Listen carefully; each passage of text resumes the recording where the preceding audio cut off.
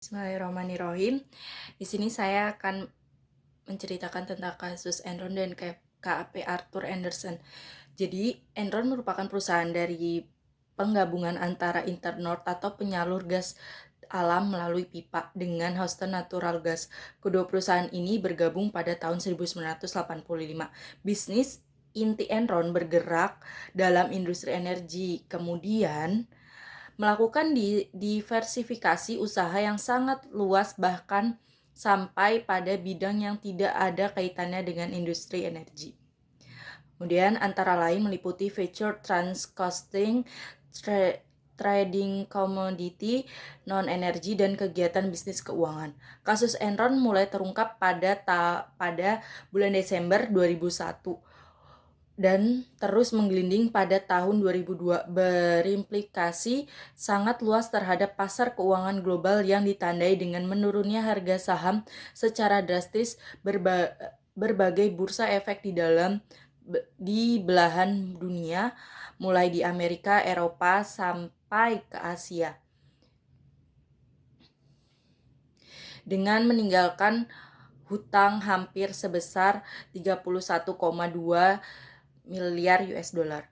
Dalam kasus Enron diketahui terjadi perilaku moral hazard, diantaranya manipulasi pelaporan keuangan dengan mencatat keuntungan 600 juta dolar Amerika, padahal perusahaan mengalami kerugian. Manipulasi keuntungan disebabkan keinginan perusahaan agar saham tetap diminati investor. Kasus memalukan ini konon ikut melibatkan orang-orang dalam Gedung Putih, termasuk Wakil Presiden Amerika Serikat. Nah, dapat penulis kemukakan sebagai berikut. 1. Board of Director membiarkan kegiatan-kegiatan bisnis mengandung unsur konflik kepentingan yang mengizinkan terjadinya transaksi-transaksi berdasarkan informasi yang hanya bisa diakses oleh pihak yang dalam perusahaan, termasuk praktek akuntansi dan bisnis tidak sehat sebelum hal tersebut terungkap kepada publik. Kedua, Enron merupakan salah satu perusahaan besar pertama yang melakukan outsourcing secara total atas fungsi internal audit perusahaan.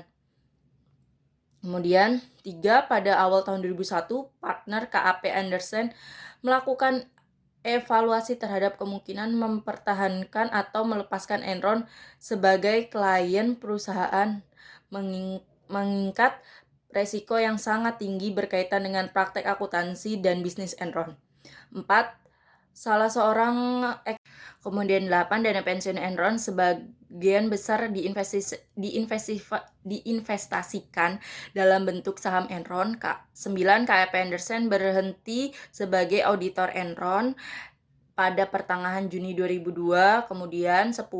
CEO Enron Kenneth Lai mengundurkan diri pada tanggal 2 Januari 2002. 11. Tanggal 28 Februari 2002, KAP Andersen menawarkan ganti rugi 750 juta US dollar untuk menyelesaikan berbagai gugatan hukum yang diajukan kepada KAP Andersen.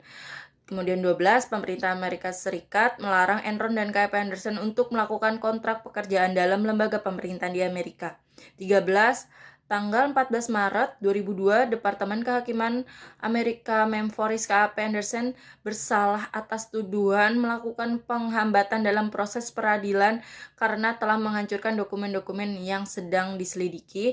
14, KAP Andersen merupakan terus menerima konsekuensi negatif dari kasus Enron, merupakan kehilangan klien, pembolotan afiliasi yang bergabung dengan KAP yang lain, dan menggunakan dan pengungkapan yang meningkat mengenai keterlibatan pegawai KAP Andersen dalam kasus Enron. 15, tanggal 22 Maret 2002, mantan kedua federal revisi terhadap praktek audit akan meningkatkan kembali citra KAP Andersen, mengusulkan agar manajemen KAP Andersen yang diberhentikan dan membentuk suatu komite yang diketahui oleh Paul sendiri untuk menyusun manajemen baru.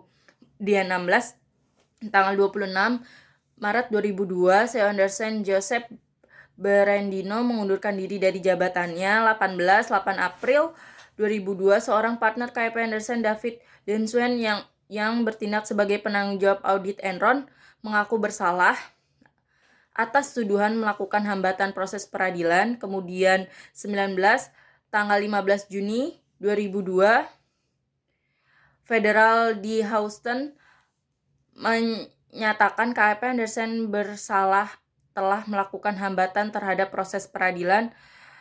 Kemudian kemudian adapun identifikasi masalah. Identifikasi dari masalah ini adalah bagaimana kasus Enron dilihat dari Identifikasi dari masalah ini adalah bagaimana kasus Enron dilihat dari perspektif etika bisnis dan profesional akuntan beserta komplikasinya.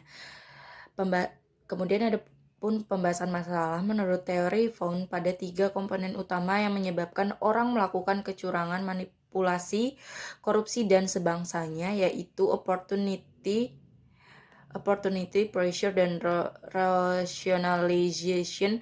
Ketiga hal tersebut akan dapat kita hindari melalui meningkatkan moral, akhlak, etika, perilaku, dan lain sebagainya, karena kita meyakini bahwa tindakan yang bermoral akan memberikan implikasi terhadap kepercayaan publik. Kemudian ada simpulan dari kasus tersebut. Bisa disimpulkan bahwa Enron dan KAP Arthur Andersen sudah melanggar kode etik yang seharusnya menjadi pedoman dalam melaksanakan tugasnya dan bukan untuk dilanggar. Mungkin saja pelanggaran tersebut awalnya mendatangkan keuntungan bagi Enron, tetapi akhirnya dapat menjatuhkan kredibilitas, bahkan menghancurkan Enron dan KAP Arthur Andersen. Dalam kasus ini, KAP yang seharusnya bisa bersikap independen tidak dilakukan oleh KAP Arthur Andersen, karena perbuatan mereka inilah kedua-duanya menuai kehancuran di antara Enron. Enron bangkrut dengan meninggalkan hutang miliaran dolar, sedangkan KAP Arthur sendiri kehilangan keindependensiannya dan kepercayaannya bagi masyarakat terhadap KAP tersebut. Juga berdampak pada karyawan yang bekerja di KAP Arthur Andersen, di mana mereka menjadi sulit untuk mendapatkan pekerjaan akibat kasus ini.